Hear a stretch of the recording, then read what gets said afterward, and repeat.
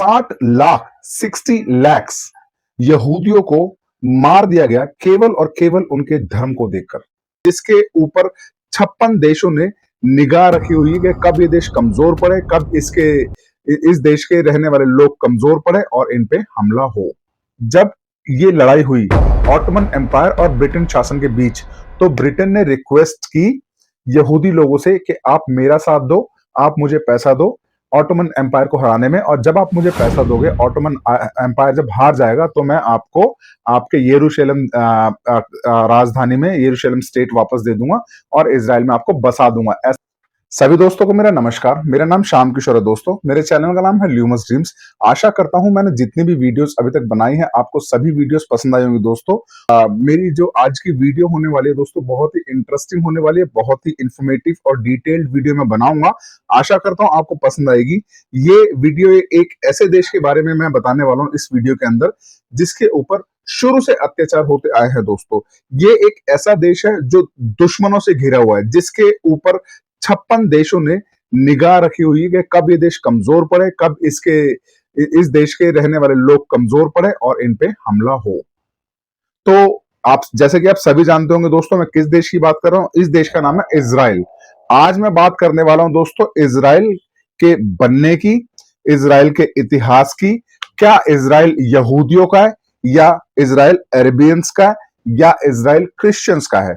मैं इजराइल कब बना, क्यों बना, रीजंस क्या थे, क्यों इस एक छोटे से देश के पीछे, एक छोटी सी इसकी राजधानी के पीछे दुनिया के 3 सबसे बड़े धर्म लगे हुए हैं इस राजधानी को पे कब्जा करने में। क्यों दोस्तों यहूदियों के प्रति पूरी दुनिया में इतनी हेट, इतनी घृणा क्यों? ऐसा यहूदियों ने क्या किया कि उनको एक हॉलोकॉस्ट एक गैस चैम्बर होता है जिसमें कि 10,000 5,000 बच्चों, महिलाओं और बुजुर्गों को बंद करके उनके ऊपर जहरीली गैस छोड़ दी गई और उनकी सेकंड्स में मौत हो गई। भारतीय फौज का क्या योगदान रहा है इजराइल के लिए? इजराइल क्यों भारतीयों को पसंद करते हैं दोस्तों? इजराइल अरब में स्थित एक देश है। यह दक्षिण पूर्व भूमध्य सागर के पूर्वी छोर पर स्थित है दोस्तों, और उत्तर साइड में इसके सीरिया आता है, पूर्व में लेबनान और जॉर्डन, और दक्षिण पश्चिम में मिस्र आता है। इजराइल की राजधानी जैसे कि आप सभी को पता होगा दोस्तों यरूशलेम है, जिसको हम जेरूशलेम भी बोलते हैं कुछ लोग, और इसके मुख्य शहर तेल अवीव और हाइफा है। यहाँ 2 भाषाएं बहुत मुख्यतः बोली जाती हैं दोस्तों, एक है हिब्रू, दूसरी है अरेबिक, जो कि दाएं से बाएं लिखी जाती है। दोस्तों यहूदी जाति के जो संस्थापक थे वो इब्राहिम थे।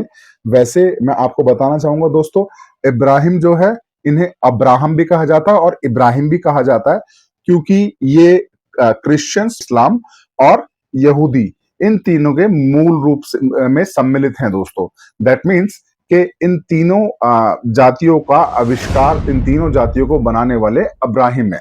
तो यहूदी धर्म ग्रंथ पुराने अहदनामा के अंदर 3 ग्रंथ शामिल है, जिसमें कि नंबर 1 पे है तौरत, जिसे इब्रानी भाषा में थोरा भी बोलते हैं। दूसरे नंबर पे आता है यहूदी पैगंबरों का जीवन चरित्र, और तीसरा आता है पवित्र लेख। ये इन तीनों के संग्रहण को, इन तीनों के कलेक्शंस को पुराना अहदनामा बोलते हैं, जिसमें कि 39 खंड या पुस्तकें होती है, जिसकी रचना काल 444 ईस्वी से लेकर 100 ईस्वी के मध्यांतर में, 100 ईस्वी के बीच में हुई थी। पुराने अहदनामा में सृष्टि की रचना, मानव का विकास और इतिहास, यहूदी जाति का विकास और सदाचार के उच्च नियम, धार्मिक धर्म कांड, पौराणिक कथाएं और प्रार्थनाएं शामिल होती हैं दोस्तों। अब हम बात करेंगे दोस्तों यहूदी जो जाति थी वो किसने बनाई, यहूदियों का जन्म कैसे हुआ? दोस्तों यहूदियों के धर्म ग्रंथ पुराने अहदनामे के अनुसार यहूदी जाति का जन्म पैगंबर हजरत इब्राहिम, जिन्हें इस्लाम में इब्राहिम और क्रिश्चियनिटी में अब्राहम बोलते हैं, उनसे इनके यहूदियों के जन्म की शुरुआत हुई। इब्राहिम के बेटे का नाम इसाक और पोते का नाम याकूब या इंग्लिश में जैकब भी था। 1020 बीसीई के से लेकर 586 बीसीई के दौरान एक राजा सॉल हुआ करते थे। उनके नेतृत्व में इजराइल एक सशक्त राज्य बना। इसके बाद राजा डेविड या दाऊद ने इजराइल के अंदर जेरूशलेम या यरूशलेम राजधानी बनवाई, और उनके बाद जो उनके पुत्र थे राजा सोलोमन, उन्होंने उस राजधानी में मंदिर का निर्माण कराया। दोस्तों, याकूब का ही दूसरा नाम इज़राइल भी था। याकूब ने ही 12 जातियों को एक जगह इकट्ठा करके बैठाया, एक जगह इकट्ठा करके इनको रहने के लिए आदेश दिया। इन सब जातियों का सम्मिलित राष्ट्र ही आगे चलकर इज़राइल कहलाया। अब दोस्तों हम बात करेंगे किंग सोलोमन की, जिन्हें उर्दू में, इस्लाम में सुलेमान भी कहा जाता है। सुलेमान का जो शासनकाल था दोस्तों, वो 1970 बीसीई से लेकर 1930 बीसीई के दौरान रहा। राजा सुलेमान जो थे, राजा सोलोमन जो थे, वो दाऊद या डेविड और बत्शिबा के का दूसरा पुत्र था। वो अपने पिता की मृत्यु के बाद सुलेमान ने ही जो इज़राइल था उसको संभाला, उस राज्य को संभाला, और अपने अंतिम समय में दाऊद ने सुलेमान को ईश्वर के रास्ते पर चलने की शिक्षा भी दी। सुलेमान भी ईश्वर में बहुत मानने वाला था, भगवान में बहुत मानने वाला था। उन्होंने अपने राज्य में बहुत ज्यादा विस्तार किया। दोस्तों, ऐसी मान्यता है कि एक दिन राजा सोलोमन के स्वप्न में परमेश्वर आए। उन्होंने खुश होकर राजा सोलोमन से कहा कि मैं तुम्हें वरदान देना चाहता हूँ, मांगो, क्या मांगते हो। तो राजा सोलोमन ने परमेश्वर से वरदान में बुद्धि और विवेक मांगा। तो परमेश्वर ने बहुत खुश होकर उन्हें ये दोनों वरदान दे दिए। दोस्तों, बाइबल और कुरान के अनुसार राजा सोलोमन को एक पैगंबर भी कहा जाता है। पैगंबर का मतलब होता है दोस्तों, जो ईश्वर का पैगाम आप तक पहुंचाए। हिब्रू बाइबल के अनुसार ही दोस्तों राजा सोलोमन ही वो व्यक्ति थे जिन्होंने यरूशलेम में मंदिर का निर्माण करवाया था। राजा सोलोमन का ही वो समय था जो दोस्तों जिस समय में यरूशलेम में और पूरे इज़राइल में बहुत सारी बिल्डिंग्स, बहुत सारे भवन, राजमहल, मंदिर, इन सभी का निर्माण हुआ। राजा सुलेमान की पत्नी फराउन थी और उनके अलावा उनकी बहुत सी विदेशी पत्नियां भी थी। दोस्तों, उनके राज्य में निर्माण कार्य के चलते उन्हें अपनी प्रजा पर अतिरिक्त कर का बोझ डालना पड़ा, जिसके चलते उनकी मृत्यु के पश्चात ही विद्रोह हुआ और राज्य के दो टुकड़े हुए। उत्तर में इज़राइल तथा समारिया जो जेरोबोअम के शासन में आ गया, जिसमें कि 10 वंश सम्मिलित हुए। और दक्षिण में दोस्तों यहूदा और यरूशलेम, जो कि रोबोआब का शासन था उस समय, उसके शासनकाल में आ गया, जिसमें कि 2 वंश जुड़े। कुछ समय बाद 63 बीसी से लेकर 636 बीसी के दौरान रोमन शासन का उदय हुआ। रोमन शासन ने इज़राइल पे कब्जा किया। उसी दौरान जीसस क्राइस्ट का जन्म भी हुआ। और यही वो समय था दोस्तों जिस समय की यहूदियों पे सबसे ज्यादा अत्याचार हुए। इनके खिलाफ बहुत सारी बगावत हुई, क्योंकि ऐसा कहा जाता था दोस्तों, ऐसी अफवाहें मानी जाती थी कि जीसस के क्रूसिफिकेशन में इनका हाथ था, ये लोग शामिल थे। दोस्तों, मैं बताना चाहूंगा, जैसे ही सुलेमान की मृत्यु हुई, इससे यहूदियों को बहुत बड़ा धक्का लगा। सुलेमान की मृत्यु के पश्चात ही इजरायली और जूदा जो जातियां थी वो अलग अलग हो गई और लगभग 50 वर्षों तक इनमें आपस में युद्ध चलता रहा। तो इसके पश्चात लगभग 884 ईसा पूर्व में उमरी नामक एक राजा था जो कि इजराइल की गद्दी पर बैठा। राजा उमरी ने बहुत कोशिशें की और इन दोनों जातियों के फिर दोबारा एक मिलाकर बैठा दिया इजराइल में। लेकिन जैसे ही राजा उमरी की मृत्यु हुई, उसके तुरंत पश्चात इन दोनों जातियों में फिर से घमासान युद्ध छिड़ गया, जो कि बहुत लंबे समय तक चला। दोस्तों, यहूदियों की इन सब स्थिति को देखकर ही दोस्तों एक राजा हुआ करते थे जिनका नाम था शुल्मानु अशरित पंचम। उन्होंने 722 ईसा पूर्व में यहूदियों की आपसी लड़ाई को देखते हुए इजराइल पर चढ़ाई की और इजराइल पर कब्जा कर लिया। अशरित ने दोस्तों उस समय के दौरान 27,290 प्रमुख इजरायलियों को मार मार के, पीट पीट कर, उन्हें गुलाम बनाकर असूरिया, जो उस समय एक देश हुआ करता था, वहां गुलाम बनाकर भेज दिया। दोस्तों, सन 610 ईसा पूर्व में जब खल्दियों ने असूरिया पर भी विजय प्राप्त की, तो ऑटोमेटिकली इजराइल भी खल्दिया के अधीन हो गया। दोस्तों, 550 ईसा पूर्व में हक्कामनी राजवंश के राजा कुरूश ने खल्दी की सत्ता पर विजय प्राप्त की और ऑटोमेटिकली इजराइल और यहूदी उनके अंतर्गत आ गए, यानी उनके अधीन हो गए। आसपास के देशों में उस समय ईरान सबसे ज्यादा पावरफुल देश हुआ करता था। हालांकि जो कुरूश थे उस टाइम पे, वो सबसे ज्यादा उस समय में इंटेलिजेंट, बहुत सोफिस्टिकेटेड और बहुत उदारक राजा माने जाते थे। दोस्तों, कुरुश राजा के शासनकाल में हर धर्म के व्यक्ति ने विकास किया। इनफैक्ट मैं आपको बताना चाहूंगा दोस्तों, उस समय में बाबुल एक जगह हुआ करती थी, वहां पर यहूदी अलग थलग पड़े हुए थे, उनके ऊपर अत्याचार हो रहे थे। तो राजा कुरुश ने ही बाबुल से उन लोगों को मुक्त कराया और इज़राइल में आकर उन्हें बसाया और उन्हें अपना धर्म को फॉलो करने की पूरी पूरी परमिशन भी दी। अब दोस्तों 330 ईसा पूर्व में सिकंदर ने हक्कामनी साम्राज्य जो ईरान के अंदर था उसका अंत कर दिया। और दोस्तों सन 320 ईसा पूर्व में सिकंदर के जो सेनापति थे जिनका नाम था टॉलेमी प्रथम, उसने इज़राइल और यहूदा पर आक्रमण कर दिया। आक्रमण करके उस पर अपना अधिकार कर लिया। और बाद में सन 198 ईसा पूर्व में दूसरे यूनानी परिवार सेल्यूकस राजवंश का अंतियोकस चतुर्थ यहूदियों के देश का अधिराज बना। अंतियोकस ने दोस्तों यरूशलेम में जो मंदिर थे, जो वहां की रियासतें थी, उनको देखकर उसे इतनी जलन हुई कि उसने जितने भी वहां के मंदिर थे, जितने भी वहां की संपत्तियां थी, सबको लूट लिया और लाखों यहूदियों को मौत के घाट उतार दिया। शहर की जो जितनी भी वहां की बाउंड्रीज थी, शहर की चार दीवारी को गिराकर जमींदोज कर दिया दोस्तों। हाँ, उस शहर को यूनानी सेना के सुपुर्द कर दिया। अंतियोकस ने दोस्तों यहूदी धर्म का पालन करना और यहूदा दोनों को ही गैर कानूनी घोषित कर दिया।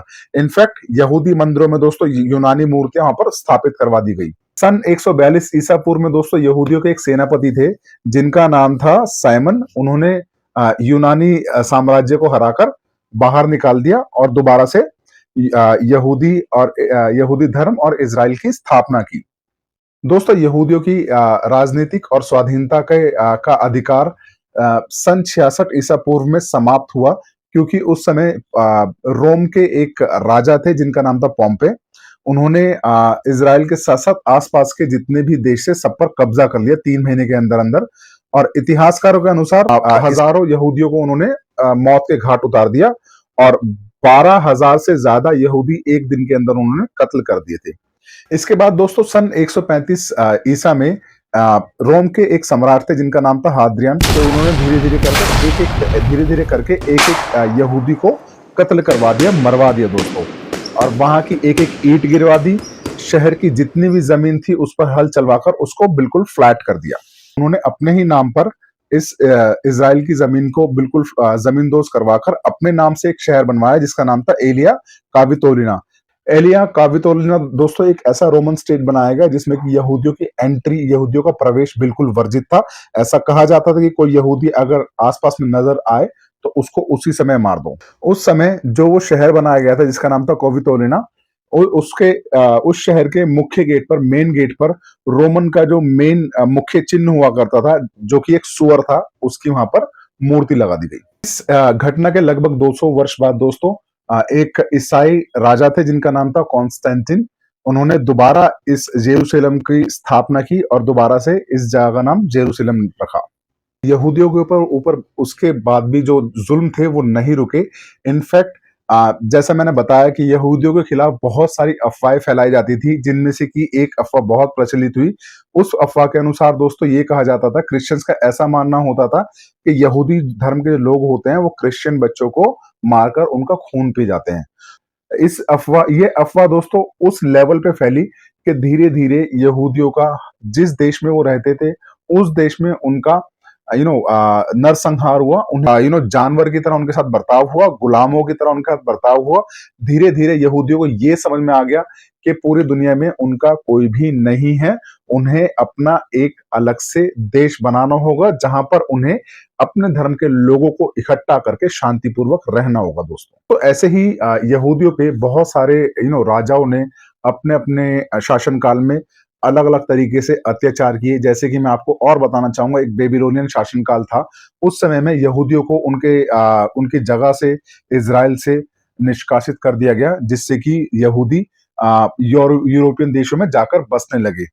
इसी दौरान दोस्तों उदय हुआ एक ऐसे एम्पायर का जिसने कि इज़राइल देश पे सबसे लंबे समय तक शासन किया, जो कि 13th सेंचुरी से लेकर 20th सेंचुरी तक, लगभग 700 ईयर्स तक उन्होंने इज़राइल पर शासन किया। उस एम्पायर का नाम था ऑटोमन एम्पायर। और ये सबसे ज्यादा शक्तिशाली और सबसे ज्यादा पावरफुल साम्राज्य उस समय में माना जाता था। दोस्तों टर्की के एक सक्सेसफुल गाजी का नाम उस्मान था, जिसके फॉलोअर्स उन्हें धीरे धीरे ऑटोमन कहने लगे, जिसके नाम पे ऑटोमन साम्राज्य बना। ऑटोमन्स की जो आर्मी थी अपने समय से बहुत ज्यादा एडवांस थी। अ, ये आर्मी इतनी ज्यादा एडवांस थी कि इन्होंने सबसे पहले बारूद को इस्तेमाल करना, तोपे बनाना, बॉम्ब बनाना और बंदूकें बनाना सीख लिया था। दोस्तों 1918 की मैं आपको एक बात बताना चाहूंगा। उस समय में ऑटोमन एम्पायर और ब्रिटेन के बीच में बहुत भयंकर युद्ध हुआ। ब्रिटेन शासन उस समय में बहुत ही शक्तिशाली शासन हुआ करता था। और मैं आपको बताना चाहूंगा दोस्तों, उस समय में यहूदियों के पास बहुत पैसा आ चुका था। रीजन बीइंग कि यहूदी पूरी दुनिया में पहला एक ऐसा धर्म था जिसने कि सबसे ज्यादा एजुकेशन पे ध्यान दिया, नॉलेज पे ध्यान दिया, शिक्षा पे ध्यान दिया। अगर मैं बात करूं उसी समय में, आप एक नाम बहुत अच्छे जानते होंगे जिनका नाम था आइंस्टाइन। वो भी एक यहूदी धर्म के ही फॉलोवर थे। और जब ये लड़ाई हुई ऑटोमन एम्पायर और ब्रिटेन शासन के बीच, तो ब्रिटेन ने रिक्वेस्ट की यहूदी लोगों से कि आप मेरा साथ दो, आप मुझे पैसा दो ऑटोमन एम्पायर को हराने में, और जब आप मुझे पैसा दोगे, ऑटोमन एम्पायर जब हार जाएगा तो मैं आपको आपके यरूशलेम राजधानी में यरूशलेम स्टेट वापस दे दूंगा और इजराइल में आपको बसा दूंगा। दोस्तों उस समय में ब्रिटेन शासन की ओर से भारत की मैसूर और जोधपुर रेजिमेंट ब्रिटेन शासन की तरफ से ऑटोमन एम्पायर से लड़ी थी। इस लड़ाई को दोस्तों इजराइल में ही पढ़ा जाता है। इस लड़ाई का सबसे ज्यादा इंपॉर्टेंस इसलिए है क्योंकि उस समय में मैसूर और जोधपुर जो आर्मी थी, उनकी जो रेजिमेंट थी, उनके पास तलवारें हुआ करती थी, भाले हुआ करते थे और घोड़े हुआ करते थे। जिसमें कि हाइफा शहर जो था ऑटोमन एम्पायर के अंडर में आता था। उनके पास तोपे थी, गोले थे, बारूद थे, इवन उनके पास राइफल भी हुआ करती थी दोस्तों। हालांकि ये लड़ाई मैसूर और जोधपुर आर्मी के लिए बहुत टफ थी, लेकिन कुछ ही घंटों में दोस्तों हाइफा शहर के अंदर इन दोनों रेजिमेंट ने एंट्री ले ली, वहां के फौजियों को भगा दिया मार के। इस तरीके से ऑटोमन एम्पायर के अंत की शुरुआत हुई और ब्रिटेन की जीत हुई दोस्तों। ब्रिटेन ने ये प्रॉमिस तो कर दिया था। ये प्रॉमिस के बाद जितने भी यहूदी थे वो धीरे धीरे इज़राइल में आकर बसने लगे। अपनी सेटलमेंट्स यरूशलेम के आसपास में उन्होंने परमानेंट सेटलमेंट्स बना ली। और यहाँ के जो लोकल्स थे उस समय में, जो अरबिक मुस्लिम थे, इस्लाम को फॉलो करने वाले थे, उनके बीच में झगड़े शुरू हो गए थे उसी टाइम पे। तो धीरे धीरे जब पता चला, जब ब्रिटेन को ये समझ में आ गया कि ब्रिटेन कुछ नहीं कर सकता, ब्रिटेन ने 1948 में फैसला किया कि वो अपनी आर्मी इजराइल से हटाएगा। और ये फैसला उस समय के में यूनाइटेड नेशन, जो कि उसी समय में बना था नया नया, तो ये फैसला उन्होंने उनके साथ छोड़ दिया, उनके पास छोड़ दिया कि आप फैसला कीजिए कि करना क्या है। यूनाइटेड नेशंस ने दोस्तों क्या किया, उस समय में यूनाइटेड नेशंस ने इजराइल को दो भागों में बांट दिया, जिसमें कि वहां के जो लोकल्स लोग थे अरब, उन्हें दिया 45% रहने के लिए जगह, और 55% वहां वहां रहने वाले यहूदियों को दे दी। और जो यरूशलेम जो राजधानी थी उसे एक इंटरनेशनल स्टेट घोषित कर दिया। दोस्तों मैं आपको एक घटना के बारे में बताना चाहूंगा। एक ब्रिटिश सैनिक के सामने दूसरी फौज का सैनिक, जो कि जर्मन से था, निहत्था खड़ा था। उसके पास कोई बंदूक नहीं बची थी, उसके पास लड़ने के लिए साहस नहीं बचा था, वो जमीन पर गिरा हुआ था। ब्रिटिश सैनिक को आइडियली उसे खत्म कर देना चाहिए था, लेकिन उस ब्रिटिश सैनिक के दिल में दया आई और उसने जर्मन के सैनिक को जिंदा छोड़ दिया और वहां से निकल गया। कुछ दशक बाद, उस समय फोटोज नहीं होती, कैमरा नहीं होते दोस्तों, कुछ दशक बाद एक पेंटिंग उसके सामने आई जिसमें कि वो सैनिक खड़ा हुआ है और वो व्यक्ति जिसकी उसने जान बचाई थी वो खड़ा हुआ है। नीचे उसमें पेंटिंग में लिखा हुआ था कि इस व्यक्ति ने 60 लाख यहूदियों की हत्या कर दी। उस व्यक्ति का नाम था एडोल्फ हिटलर। मैं आपको बताना चाहूंगा दोस्तों, एडोल्फ हिटलर जो था वो पर्सनली भी और नेशनली भी यहूदियों से बहुत ज्यादा जलता था, उसे जलन थी। हिटलर का रीजन क्या था कि वो जूइश लोगों से जलता था। बात है सन 1909 की। हिटलर उस समय ऑस्ट्रिया की राजधानी वियना में रहता था। हिटलर को पेंटिंग बहुत अच्छे से आती थी और वो फाइन आर्ट्स के कॉलेज में एडमिशन लेना चाहता था। 2 बार उसका रिजेक्शन हुआ, तब हिटलर के दिमाग में ये आया कि यहाँ पर बहुत सारे जूइश लोग बसे हुए हैं जिन्होंने एजुकेशन पे कब्जा कर लिया है, जो कि ज्यादा हमसे हम लोगों से समझदार बनते हैं और इन्हें यहाँ रहने का अधिकार नहीं होना चाहिए। एक तो हिटलर को उनसे ये जलन थी कि इन लोगों ने हमारी अपॉर्चुनिटी सारी ले ली है। दूसरी जलन क्या थी हिटलर को कि जैसे मैंने बताया दोस्तों, ऑटोमन एम्पायर को हराने में यहूदियों का हाथ था, ऐसे ही उस समय में जर्मनी को हराने में भी यहूदियों का हाथ था, ऐसा इसका मानना था, हिटलर का मानना था दोस्तों। इसी जलन के चलते हिटलर ने उस समय में बहुत सारे बहुत बड़े बड़े गैस चैम्बर बनाए, जिन्हें कैंप भी बोला जाता है, हॉलोकॉस्ट भी बोला जाता है। इन हॉलोकॉस्ट में दोस्तों हिटलर क्या करता था, 5,000 10,000 यहूदियों को एक साथ इकट्ठा खड़ा करके, जिसमें कि छोटे बच्चे, मासूम बच्चे, औरतें, मर्द और बूढ़े लोग, सभी लोग होते थे, उनके ऊपर वो जहरीली गैस छोड़ता था, जिससे कि उसी समय में उनकी मृत्यु हो जाती थी। ये काउंटिंग बढ़ते बढ़ते 60 लाख हो गई दोस्तों मैं आपको बताना चाहूंगा 2 नवंबर 1917 ब्रिटेन के विदेश मंत्री, जिनका नाम था सर ऑर्थर बेल्फोर, उन्होंने एक चिट्ठी लिखी लॉर्ड रॉथशिल्ड को, जो कि उस समय ब्रिटिश यहूदी समुदाय के नेता थे दोस्तों। ये बेल्फोर डेक्लेरेशन लेटर जो था, इसमें ये एक्सप्लेन किया गया था कि फिलिस्तीन में यहूदी लोगों के लिए एक नेशनल होमलैंड बनाया जाएगा, और इस चीज को उन्होंने समर्थन दिया, जो कि आगे चलकर 1948 में हुआ भी। ऐसा नहीं था दोस्तों कि यहूदियों के दिल में 1948 में या 1917 में ही अपना एक होमलैंड बनाने की इच्छा जागी। इससे पहले भी एक बहुत बड़ा नेशनल मूवमेंट हुआ था, जिसका नाम था दोस्तों जियोनिज्म। दोस्तों हिब्रू बाइबल के अनुसार जियोनिज्म का अर्थ होता है स्वर्ग, और जियोनिज्म जो नेशनल मूवमेंट थी, इसकी इसकी जो शुरुआत की थी एक नेशनल जर्नलिस्ट है, जिनका जिनका नाम था थियोडर हर्जल। दोस्तों थियोडर हर्जल ने जियोनिज्म नेशनल मूवमेंट की शुरुआत स्विट्जरलैंड से की थी। उसी समय में वहां पर यूनाइटेड नेशन की नींव भी रखी गई थी। दोस्तों मैं आपको बताना चाहूंगा, हमारे देश के प्रधानमंत्री श्री नरेंद्र मोदी जी जब इजराइल गए थे, तो वहां उस टाइम पे उन्होंने थियोडर हर्जल की समाधि पे भी विजिट किया था। तो थियोडर हर्जल ने 1897 में दोस्तों एक जियोनिज्म नेशनल मूवमेंट की शुरुआत की थी। थियोडर हर्जल ने दोस्तों अपने पैम्पलेट में लिखा था that Jewish should have their own homeland wherein they could prosper, nurture and live peacefully। तो ये जो दो मूवमेंट थी, बेल्फोर डेक्लेरेशन और जियोनिज्म, इसकी वजह से इंटायर यूरोप से जितने भी यहूदी थे वो इजराइल आकर इकट्ठे हुए, यहाँ पर अपनी परमानेंट सेटलमेंट्स बनाई। दोस्तों 1948 इन द मंथ ऑफ मई ब्रिटेन आर्मी ने इजराइल छोड़ दिया। हालांकि ब्रिटेन आर्मी यहूदियों और अरबिक लोगों के बीच में फैसला नहीं करवा पाई, तो उसने ये फैसला यूनाइटेड नेशंस के हवाले छोड़ दिया।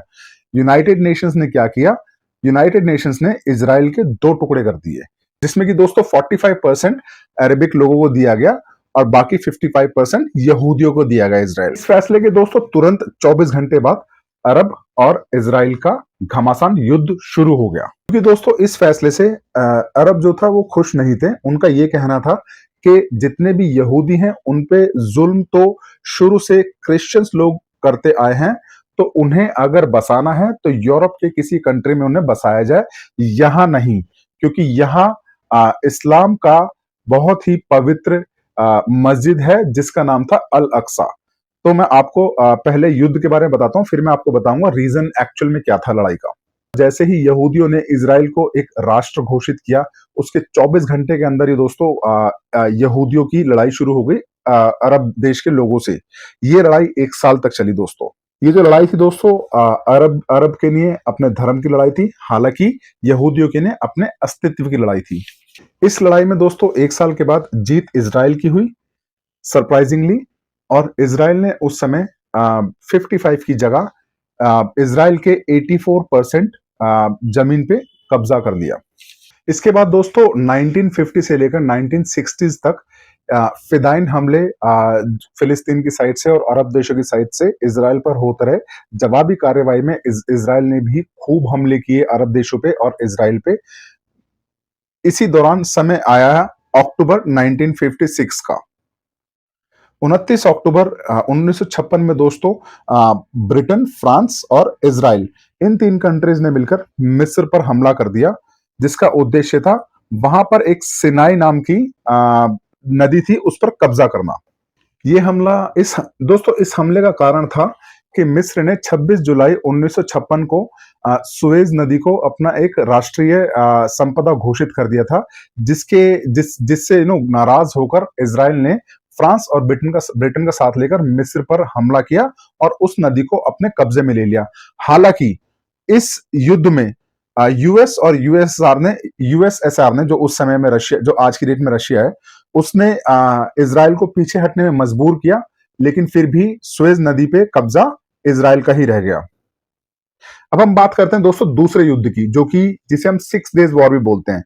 ये 6 डेज वॉर दोस्तों इजराइल और मिडिल ईस्ट के पड़ोसी देश मिस्र, जॉर्डन, सीरिया के बीच लड़ा गया दोस्तों। इस लड़ाई में दोस्तों, इस युद्ध में इराक, सऊदी अरब, कुवैत, अल्जीरिया और अन्य देशों ने भी अरब देशों को अपनी आर्मी प्रोवाइड की, अपनी सपोर्ट प्रोवाइड की। लेकिन इस दौरान भी जितनी भी कंट्रीज थी, ये मिलके एक अकेले इजराइल को नहीं हरा पाई। एज ए रिजल्ट दोस्तों, इजराइल के क्षेत्र का विस्तार होता गया। इजराइल ने और भी जमीनों पे कब्जा कर लिया। इजराइल ने दोस्तों उस समय जॉर्डन से पश्चिमी तक, जो कि यरूशलेम के साथ भी था, सीरिया से गोलान और मिस्र से सिनाई और गाजा पट्टी पर उस समय कब्जा कर लिया था। उसके बाद दोस्तों इजराइल ने एक और वॉर लड़ा, जिसे कहते हैं वॉर ऑफ एट्रिशन, जो कि 3 साल तक चला, 1967 से 1970 तक। ये जो वॉर था दोस्तों, इस वॉर में इजराइल के अगेंस्ट में उस समय में Egyptian Republic, USSR, Jordan, Syria, Palestine और लिबरेशन आर्मी, जिसको हम पीएलओ बोलते हैं, पैलेस्टीनियन लिबरेशन आर्मी, इन सब ने इकट्ठे होकर इजराइल से युद्ध लड़ा था 3 साल तक। इस युद्ध का उद्देश्य था दोस्तों सिनाई पे दोबारा कब्जा करना, और एज ए रिजल्ट कुछ नहीं हो पाया। ये सारी कंट्रीज मिलके भी इजराइल को नहीं हरा पाई, तो इस युद्ध का रिजल्ट सीज फायर में हुआ बस। इसके बाद भी दोस्तों इजराइल ने बहुत सारे युद्ध लड़े हैं अपने 1948 से लेकर अभी तक। अगर मैं बात करूं दोस्तों अक्टूबर 1973 की, तो इजराइल का एक फेस्टिवल होता है जिसे हम योम किपुर भी बोलते हैं। उस समय वहां पर वॉर हुआ। लेबनान वॉर 1982 में शुरू हो गया दोस्तों। उसके बाद इजराइल ने साउथ लेबनान कॉन्फ्लिक्ट भी, एक वॉर था जो 1982 से काफी लंबे समय तक चला दोस्तों, वो भी लड़ा। इसके बाद दोस्तों इजराइल और हिजबुल्ला, जो कि एक आतंकी संगठन जिसे कहते हैं इंटरनेशनल लेवल पे, 2006 में उनका वॉर शुरू हो गया था। उसके बाद 2012, 2014 गाजा पट्टी के ऊपर अधिकार के ऊपर बहुत लंबा एक वॉर चला था दोस्तों। मैं आपको बताना चाहूंगा 2021 मई के महीने में एक घटना हुई थी, जिसे हम इजराइल और पैलेस्टीनियन वॉर भी बोलते हैं। इस समय में इस ऑपरेशन को हम ऑपरेशन गार्जियन ऑफ वॉल्स भी कहते हैं। ये दंगे हुए थे दोस्तों इजराइल और अरब के बीच में, जिसमें कि हमास ने इजराइल के ऊपर बहुत सारी मिसाइलें दागी थी, और हालांकि इजराइल ने जितनी भी मिसाइलें थी, उन सब मिसाइलों को न्यूट्रलाइज कर दिया था अपने आयरन डोम से। अगर मैं बात करूं करंट सिचुएशन की, तो आपको पता होगा दोस्तों 7 अक्टूबर 2023 को हमास के नेतृत्व में 3000 से ज्यादा लोग इजराइल के अंदर एंट्री करते हैं। गाजा पट्टी से दक्षिणी इजराइल में एंट्री करते हैं दोस्तों, और वहां ये जो हमला था, ये काफी साइड से हमला स्टार्ट हुआ था, जिसमें कि इजराइल के जो आयरन डोम था, उसके ऊपर बहुत सारी मिसाइलें दागी गई थी, और यहां से 3000 लोग बॉर्डर को क्रॉस करके, बॉर्डर को तोड़ के अंदर घुस जाते हैं इजराइल के।